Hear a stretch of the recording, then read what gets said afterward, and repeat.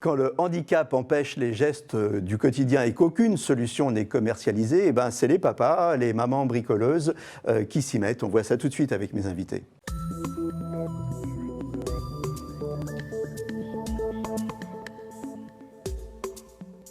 Alors aujourd'hui, on va parler de Fab Life. Fab Life, c'est un concours qui valorise les inventions destinées à faciliter la vie des handicapés. Avec moi sur le plateau, François Pellegrade, vous êtes coordinateur du concours Fab Life pour Handicap International. Vladimir Herman, vous êtes designer, mais vous êtes aussi membre du jury. Jérôme Bonaldi, où on ne vous présente plus. Parrain. Voilà, et vous êtes le parrain de l'opération. Et Émilie Nguyen, vous êtes designer, vainqueur du concours, et maintenant vous êtes chargé de projet innovation au CIUS. François, depuis combien de temps il existe ce concours ? Alors ça fait 24 ans. Ça fait 24 ans qu'il est porté par Handicap International, 24 ans que Jérôme nous suit aussi, donc porté par Handicap International et en partenariat avec Leroy Merlin, donc l'enseigne de bricolage, et le groupe Apicil depuis l'année dernière, qui est un groupe de protection sociale. Alors le principe ?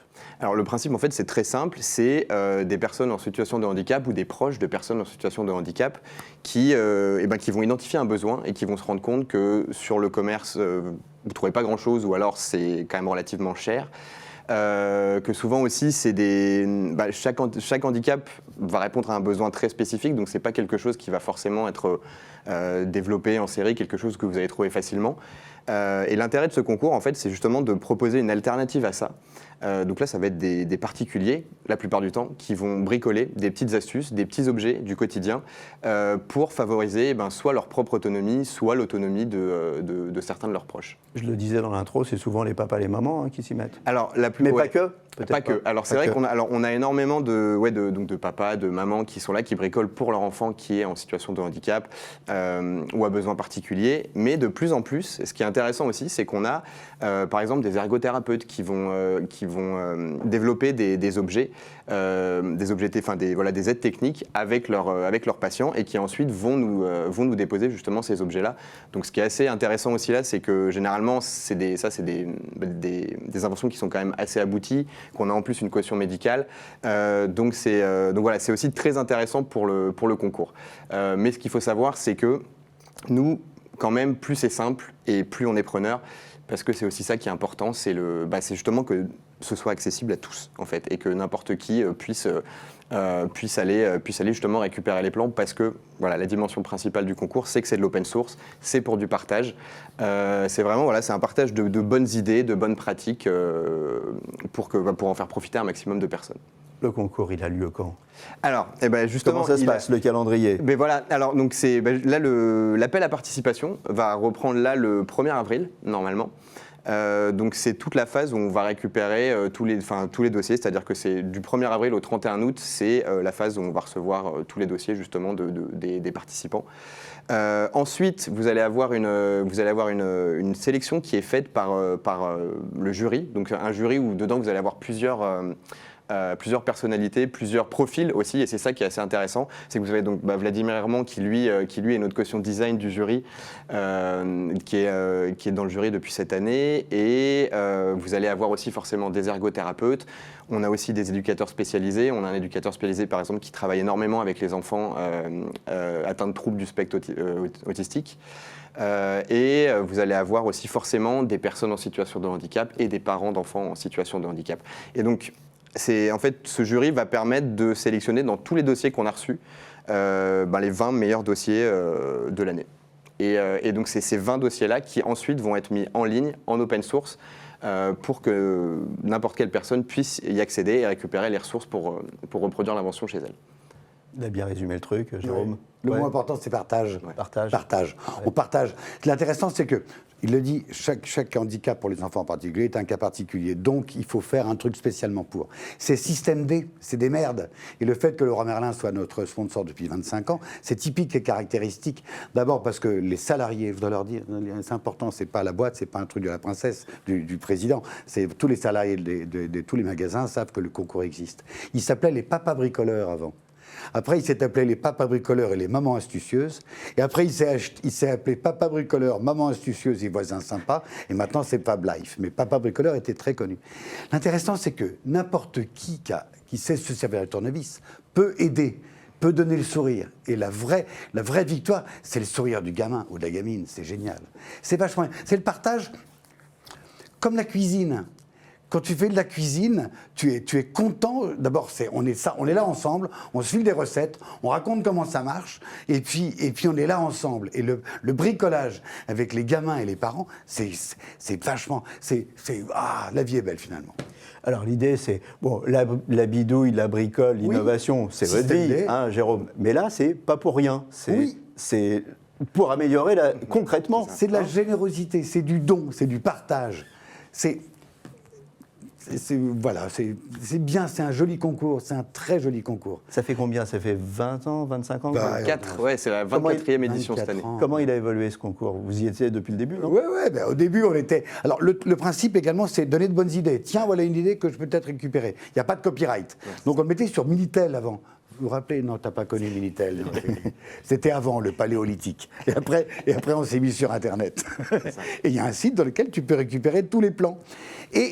Et parfois même les téléphones ou les scans ou les adresses mail, dis donc, est-ce que j'ai un problème avec... Et tout le monde dit, je ne sais pas si vous êtes bricoleur, mais quand il y a le voisin qui dit « j'ai un problème avec ma perceuse », on y va. Ouais. Les cuisinières se donnent les recettes. Là, les gens s'entraident avec Internet. C'est malin. C'est malin. Ouais. C'est malin et ça change concrètement la vie des gens. Alors, un des critères, justement, c'est que ces innovations qu'on vous propose, elles soient facilement duplicables. Parce que le problème, c'est que, comme Jérôme l'a dit, hein, à chaque handicap, son problème. Donc, c'est quoi un des critères d'une bonne innovation? Tu veux répondre ou tu...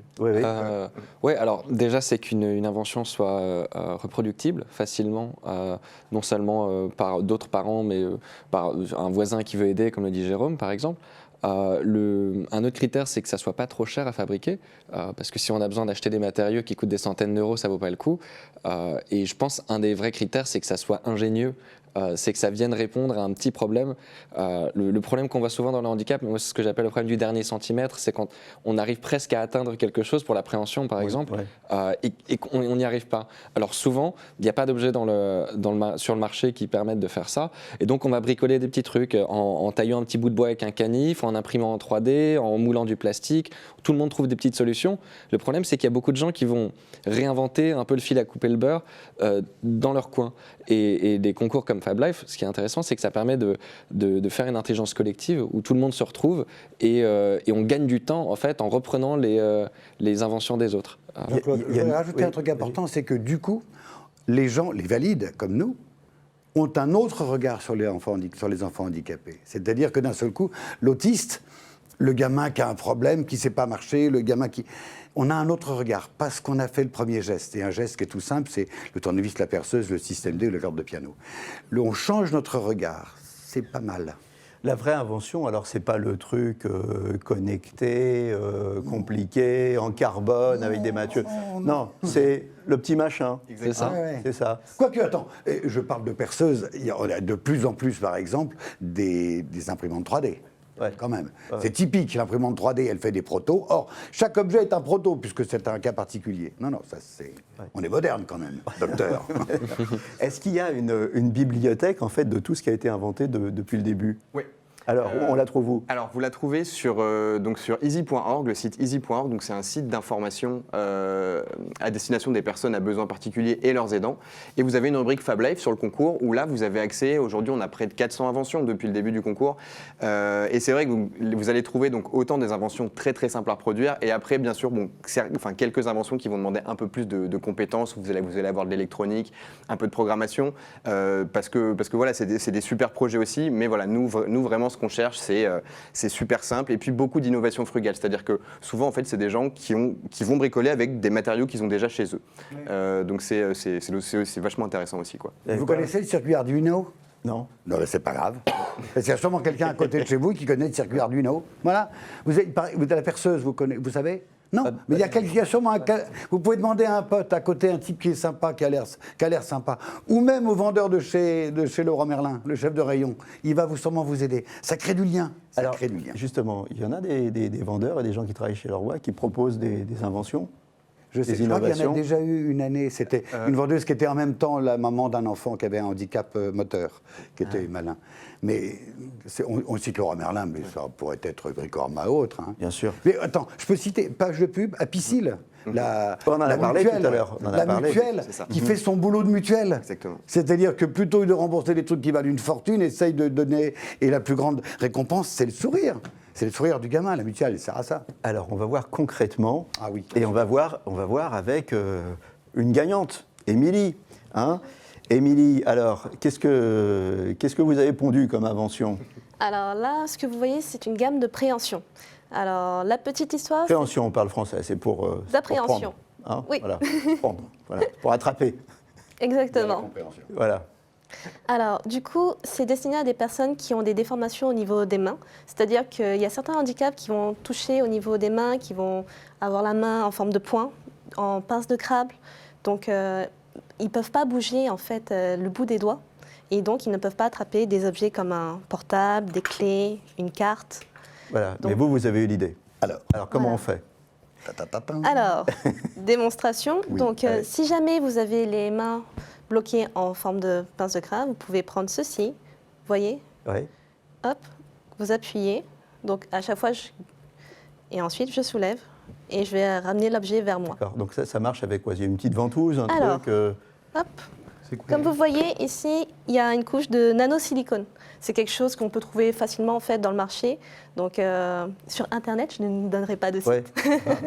Mais vous le trouvez pour moins de 10 € avec plusieurs bandes. Donc vraiment quelque chose de simple Très, à très faire. accessible. Alors, autre problème, parce qu'en fait, vous l'avez décliné. hein. Exactement. Alors, donc là, on avait eu la main en pince de crabe. Maintenant, Oui. on a le poing fermé, par exemple. Donc j'ai le poing fermé, je rentre dedans, hop, je soulève, je vais chercher un objet, donc j'appuie et je le ramène, je le récupère et je le décolle. Je peux avoir mes clés? Alors, bien alors. sûr, Mais avec là, je voudrais les clés. Avec celui-ci, Voilà. hop. Merci. alors ça, c'est tout bête, hein, mais ça facilite la vie, ça change la vie au quotidien. hein. C'est un Bah, truc, oui, en fait, je l'ai créé pour Comment vous Jonathan. avez eu l'idée? Alors, Jonathan, c'est quelqu'un qui est venu à eFabric. eFabric, c'est une formation en fait qui fait le lien entre le numérique et le handicap. Donc, on développe beaucoup de projets pour des personnes en situation de handicap et même des structures. Donc, j'ai même réalisé des projets pour des foyers d'accueil médicalisés, pour des résidents. Et donc, le problème de Jonathan, c'est qu'il n'avait pas beaucoup de force dans les mains. Il ne pouvait pas trop écarter les doigts. Et du coup, il ne pouvait pas attraper ce genre d'objet. Donc ça part souvent comme ça en fait. On réfléchit à partir de quelqu'un qui a un problème et on se Oui. dit, tiens, par rapport à ce problème-là, comment on va lui simplifier la vie? hein, c'est Mais ça. vous avez dit la phrase, Jean-Claude. J'ai C'est pas fait tout- exprès, Jérôme. Non, mais c'est naturellement, et c'est la preuve que c'est bien. C'est tout bête, mais ça change la vie. Je Bah vous oui. cite. C'est tout bête, mais ça change la vie. C'est exactement ça. Alors, on va voir un autre exemple. On va voir l'exemple de Nicolas et de sa maman. Alors, Nicolas, vous le connaissez bien. hein, Eh ben là-dessus. alors, Nicolas, c'est vrai que ça fait plusieurs années, je crois que ça fait 5-6 ans qu'il participe chaque année au concours, qu'il est très souvent primé, c'est-à-dire qu'il finit quand même assez bien classé généralement. Et ce qui est génial, c'est qu'il en fait, il est en binôme avec sa mère systématiquement, et sa mère lui développe des petites astuces, mais vraiment qui seraient presque dignes d'un ergot en fait. C'est juste des astuces organisationnelles justement parce que les enfants autistes ont besoin de cadres et vraiment de concret. Et c'est vrai que chaque année, sa mère va nous présenter une nouvelle invention. Donc, on a eu justement une petite invention qui lui permet d'apprendre à s'habiller en fonction de la météo, par exemple. Vous allez avoir quelque chose pour enfiler sa housse de couette. Voilà. Et puis, cette année. On va voir ça tout de suite avec Nicolas. Alors, Nicolas, il vous aime bien, Jérôme. Quand on a tourné le sujet, il nous a dit, moi j'aime bien Jérôme parce qu'il est rigolo, il s'est cassé la jambe dans H. Il avait joué dans H. Donc vous êtes son idole. Voilà, on va voir, en tout cas Nicolas, il a une pêche extraordinaire et Nicolas et sa maman, ils sont vraiment géniaux tous les deux. On voit ça tout de suite. J'ai participé à Five Live pour la 9e fois cette année. Et j'ai conçu en fait un portefeuille parce que Nicolas est autiste et il a besoin en fait de se repérer. Il ne connaît pas en fait le nom et la fonction de ses papiers. Et du coup, en fait, pour chaque papier, il va y avoir un pictogramme avec comment s'appelle le document dessous. Parce qu'en fait, il lit très bien. Et au fur et à mesure, en fait, ce que j'espère, c'est qu'il arrive à associer le nom, la fonction et le papier pour passer carrément à un portefeuille classique. Ensuite, j'ai conçu le portefeuille pour que la police, en cette période de confinement, réagisse bien avec mon fils parce qu'il a un handicap invisible et c'est pas toujours évident en fait de savoir ce qu'ils ont, comment il faut se comporter. Les personnes avec autisme ont besoin d'un environnement structuré. Là, au début, c'est le ticket propre. Alors, il faut acheter la machine pour faire pip, pip, pip. Et il y a un petit peu sale, mais on peut garder quand même. Et pour une dernière fois, c'est bon, si c'est sale, à la poubelle. Et voilà que mon porte-monnaie m'a bien aidé, que je suis autiste.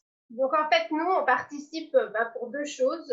On participe parce que en fait, c'est une communauté où on partage énormément et avec tous les handicaps et surtout, en fait, personne ne va chercher à se faire de l'argent sur nos outils. On participe parce que d'autres parents qui n'ont pas forcément beaucoup d'argent peuvent avoir les plans gratuitement sur Internet. Et moi, je participe beaucoup aussi parce qu'il a énormément de plaisir à connaître cette équipe de Fab Life qui est là depuis très longtemps. On les connaît depuis 10 ans. Et grâce à eux, on a fait vraiment beaucoup de découvertes sur nous et puis sur lui et puis avec des gens. Alors, important, communauté, et on ne se fait pas d'argent. Hein, oui, c'est sans copyright, il n'y a pas d'argent, c'est du don, c'est de la générosité. Je cite encore l'excellent Jean-Claude, qui disait tout à l'heure, il a la pêche, mais c'est typique, il a la pêche, il donne la pêche. Ce qui est formidable, c'est que les enfants handicapés, c'est... Tu détournes le regard, quoi. C'est le handicap, on n'aime pas. Non. Le fait qu'ils sourient, qu'ils rigolent, qu'ils fassent de la balançoire, qu'ils soient dans le square avec les autres, ça donne la pêche. Ça change le regard. Et je vous jure que chaque fois, tous les ans, on fait la remise des prix. C'est a priori le truc le plus abominable que soit. T'as tous les enfants avec tous les handicaps possibles. Non, c'est pas vrai. Au contraire, ça te donne des raisons d'espérer. C'est génial. Et ils donnent la pêche à leurs parents. Ouais. Oui. Parce que c'est pas toujours facile.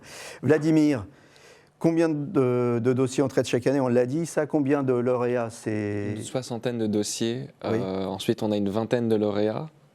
Et ensuite, on finit sur une dizaine de prix, c'est ça? Non, c'est ça, on a bien une vingtaine. Et dans ces 20 lauréats, on Mettez-vous d'accord, les garçons. Ouais, non, c'est ça. Il y a 3 catégories. Et c'est vrai qu'en plus, on a Allez, un peu on changé. recompte. On a un peu changé les classements en plus depuis. Ouais, donc c'est ça. On a 20 lauréats par an. Donc ça, c'est les 20 meilleurs. Et on a 3 grands prix.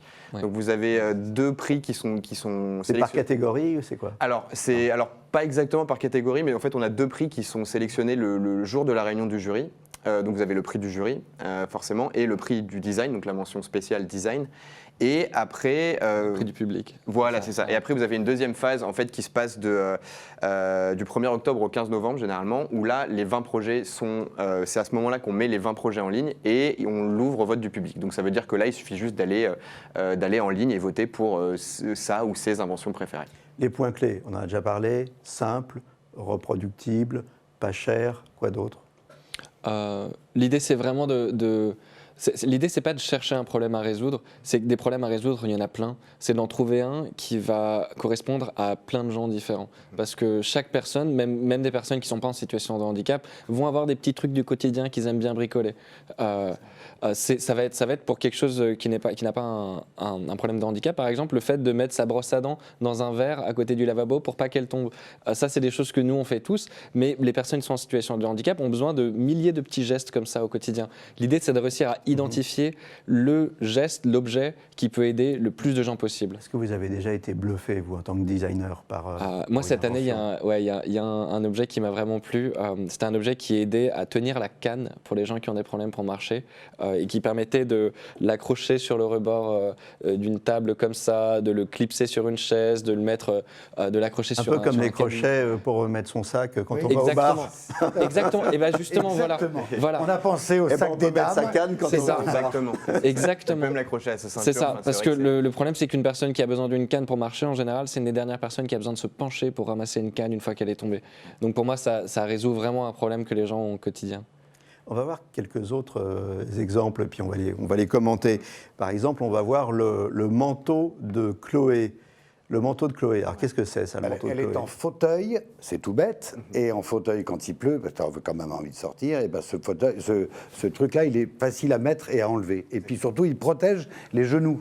C'était surtout ça, je pense, que l'important. C'est-à-dire que quand tu as un manteau, bon d'accord, mais quand tu es assis, il faut que ça aille jusqu'aux genoux, et quand tu reçois la pluie, voilà, donc c'est un manteau qui est tout bête, qui a été pensé pour être pas trop loin derrière, mais voilà, C'est ça. c'est con, c'est de la Donc là, couture. là, par exemple, on trouve le patron sur, Oui, Exactement. oui, pareil. sur Et le, vous pouvez, le vous pouvez site. télécharger le patron et, le reproduire. Et ouais. on peut demander à une couturière de le faire ou de le Exactement. faire soi-même si on est un peu. Et si on n'est pas doué, on peut appeler la dame qui l'a fait, c'est une maman, et pour lui demander les trucs et astuces, et quelle pointe. Ah oui, quelle- alors ça c'est important parce que c'est une vraie communauté Exactement. qui se crée. Oui. Hein, c'est ça. Ouais, voilà. Et c'est vraiment. Alors, on a plusieurs fois dans le concours, et donc ce manteau, en fait, on est le parfait exemple. C'est deux personnes à l'intérieur du concours qui se sont rencontrées. Donc là, en fait, vous avez justement la maman de cette petite fille qui a rencontré une autre lauréate qui s'appelle Aurore Ropars, qui elle est atteinte d'une myopathie des ceintures et qui est pareil, un peu comme Karine Jandot qu'on a vu tout à l'heure, qui nous présente chaque année des super inventions et qui a une formation de couturière. Et donc via le concours, en fait, ces deux mamans se sont rencontrées, et c'est Aurore qui a créé du coup ce manteau pour cette la petite fille de fille. sa copine. Voilà. Alors on en voit d'autres. Le petit déjeuner autonome. Alors est-ce qu'on va le voir, le petit déjeuner autonome? Et ben voilà. Alors voilà. justement, un deuxième exemple de mise en relation. Là, on a lancé un appel à besoins. Donc on a juste demandé à notre communauté sur nos réseaux. Est-ce que vous avez un besoin? Comment on peut vous aider à justement y répondre juste par une aide technique? Et donc on a une maman qui nous a envoyé une demande, qui nous a dit que sa petite fille avait du mal à se faire son bol de chocolat chaud le matin. Et donc là, c'est un inventeur aussi qui lui travaille beaucoup justement avec des matériaux de récup, avec du bois, avec du plastique, avec parfois des chutes de gouttières, enfin plein de choses qu'il a chez lui. Et là, il lui a développé deux petits supports tout simples. Un premier, un support à bascule qui lui permet en fait justement de verser la bouteille dans son bol, et un autre support qui va venir maintenir le pot de Nesquik pour qu'elle puisse justement mettre la cuillère justement dedans sans que le pot de Nesquik se Donc déplace. encore une fois, des choses simples mais Super pratiques. simple. Et ces produits s'améliorent. Le type qui fait chaque année, alors lui c'est pour Ah tout, ouais. la banane, tous les pots de yaourt, quelle que soit la Ouais. taille, une table comme ça, son modèle il s'est amélioré, on upgrade. Il y a des monsieur. mises à jour. On C'est met- ça. on- Voilà. Et ouais, Les- on n'arrête pas. Alors, les jouets électroniques. Maintenant, on va regarder ça, les jouets électroniques. Alors, qu'est-ce que c'est que ça? Alors ça c'est pareil, c'est une petite adaptation toute simple, mais ce qui est intéressant c'est que en fait la mère justement de la petite fille qui est atteinte d'un handicap lourd, qui se déplace en fauteuil, qui a très peu de capacité de préhension, a développé vraiment toute une gamme de jouets électroniques. Donc c'est très simple, c'est avec un système de contacteurs. Il suffit de poser, vous voyez votre main C'est dessus. pas électronique, hein. C'est plutôt quand tu n'arrives pas à faire ça, tu fais ça c'est ça, sur le. Voilà. Voilà. Oui, mais au moins, on a l'impression de jouer. Mais oui, Enfin, on joue. Exactement. C'est même pas qu'on a C'est-à-dire que c'est l'impression, génial on parce joue. qu'en fait elle lui en avait mis un de chaque côté de son fauteuil, et donc elle jouait avec ses copains, elle avait vraiment. Alors, j'en ai d'autres. Le tricycle adapté. Il y en a eu beaucoup de tricycles, hein, énormément. Oui. Donc si Alors, tu veux et celui-là commencer- Ah, alors celui-là il est motorisé. Donc la particularité c'est qu'il est motorisé. Alors voilà une invention Plus sophistiqué. là. Voilà, Attention, hein. voilà une invention qui n'est pas forcément à la portée de tous, mais quand même, ça répond à un besoin génial pour le coup. Alors lui, il a gagné en 2018, si je ne dis pas de bêtises, et donc donc le père de ce petit garçon qui est atteint de tétraparésie spastique et hypotonie du tronc, et donc ça veut dire qu'il a encore un peu de mobilité dans les jambes, mais pas trop, et donc ça c'est justement un tricycle qu'il a bricolé avec une batterie d'un ancien fauteuil, voilà, qui lui Je permet crois qu'on en a une dernière, c'est le e-bike, il me semble. Voilà. Alors, qu'est-ce que c'est que ça? Alors ça, c'est le tricycle adapté. Avant, c'était le e-bike et ça, c'est le. Ah, d'accord. Donc là, on a le tricycle, donc le tricycle adapté. Donc ça, vous avez deux choses. Vous voyez les pédales qui sont reliées par une poulie. Donc ça, c'est pour les enfants qui ont encore un peu de motricité dans les jambes, mais pas trop, donc qui lui permet justement Pour se tenir. Voilà, et qui a justement un siège moulé qui a été un peu adapté et qui vient remplacer la selle. On arrive quasiment à la fin, Jérôme. J'ai quelques questions. Récup. Oui, quelques questions importantes. Qui peut rejoindre Fab Life? Tout le monde, y compris vous, cher Jean-Claude. Eh oui. Et Mais pourtant, oui, je ne suis pas tellement tout le bricoleur. monde. Mais c'est pas grave, vous allez trouver. Parce qu'on peut penser simplement. Je pensais à la récup, là, tous les objets motorisés, le nombre de petits moteurs électriques d'une vieille machine qui ne marche plus. Là, cette année, la tondeuse tractée, le type la met sous le fauteuil. Le gamin, il peut tondre la pelouse alors qu'il est en fauteuil. Imaginez, quelqu'un va le réaliser pour vous. Alors, justement, comment on peut aider Fab Life? Peut-être en donnant déjà des objets, peut-être en étant volontaire, en donnant de l'argent, en donnant quoi? En donnant de son temps? En donnant de son temps, un peu de bonne volonté, même si on peut confondre la compétence et la bonne volonté, De ses de idées. voir les voisins, de demander, de poser des questions, de créer du lien, d'être un peu curieux, d'être un peu généreux, d'être un peu intelligent.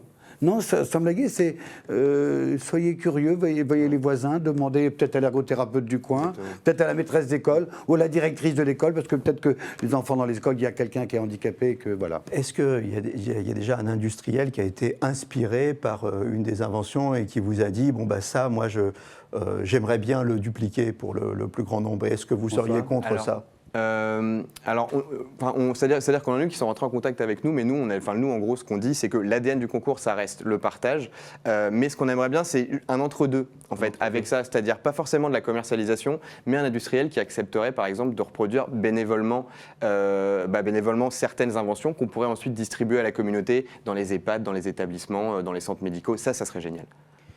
Voilà, eh bien, écoutez, on arrive au terme de cette émission. Vous vouliez rajouter quelque chose, Émilie, mais rapidement. Très rapidement. Alors, moi, je voudrais dire que travailler seul, c'est bien, mais on peut aller encore plus loin si on travaille en équipe. Là, je connais les limites du projet, donc c'est limité à la main. Et pour aller plus loin, je travaille également sur un exosquelette avec Ropen Exo, parce que la maladie, elle évolue. Donc ça commence par la main et après, ça monte jusqu'au bras.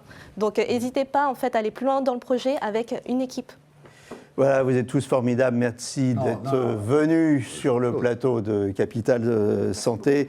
Bravo pour tout ce que vous faites. Bravo aux papas, aux mamans, aux amis, à tous les bricoleurs, aux voisins bricoleurs.